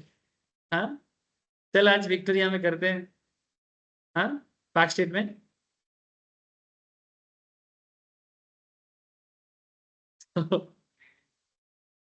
हाँ, हाँ, दिल्ली सबसे ज्यादा है, इंडिया गेट में निकाल देगा. हाँ, इंडिया गेट के सामने कैंडल मार्च, प्रोटेस्ट मार्च. चलो हम भी करते हैं. तुम लोगों को समझ में आए, हाँ. सर एक बात सुन के घर जाओ, फिर नेक्स्ट क्लास में सेम कॉन्सेप्ट के ऊपर क्वेश्चन प्रैक्टिस कराएंगे. हो सके तो कुछ क्वेश्चन घर पे करने देंगे, करके लेके आना. Remember CGST ITC able against CGST but cannot be used to pay SGST liability. और अगर आपका स्टेट गवर्नमेंट का लाइबिलिटी पे करना है तो CGST का कोई भी क्रेडिट अमाउंट आप यूज नहीं कर सकते, but yes you can use SGST का। अगर क्रेडिट है SGST पे करने के लिए SGST यूज करो। सिंपल बात है, ममता दीदी को पे करना है, ममता दीदी के ऊपर बेस करके तुम्हारा पुराना कुछ क्रेडिट है स्टेट टू स्टेट के केस में, तो अगर क्रेडिट है तो ममता दीदी का क्रेडिट ममता दीदी के लाइबिलिटी के साथ एडजस्ट करो, मोदी का क्रेडिट मोदी के लाइबिलिटी के साथ एडजस्ट करो, ठीक है। लेकिन एक बात याद रखें, तो CGST and SGST ITC cannot be used to pay each other, but IGST जो है उसका क्रेडिट आप हर केस में use, even to pay IGST you can use CGST SGST, and to payment the CGST or SGST liability you can use the IGST credit also, but CGST SGST ITC cannot be used to pay each other. याद रहेगा। अगर इतना समझ में आ गए तो next class में हम लोग इसी कॉन्सेप्ट के ऊपर क्वेश्चंस भी और प्रैक्टिस करेंगे, काफी सारा प्रैक्टिकल कॉन्सेप्ट है, ठीक है। नेक्स्ट क्लास में करेंगे, कुछ हो सके तो इस बार क्वेश्चन कुछ घर पे देते हैं आप लोगों को, आप ट्राई करना, मेरे को मैसेज करना सर अगर भूल जाऊंगा। सर GST नोट, अच्छा मेरे को मैसेज करना, मैं नोट भी शेयर।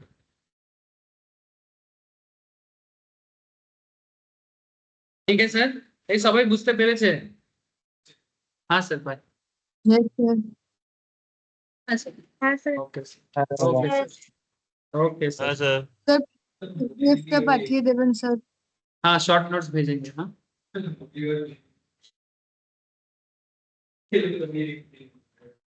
ठीक है, bye sir, good night. Bye sir. Bye, sir. Good night, sir. Bye sir, good night.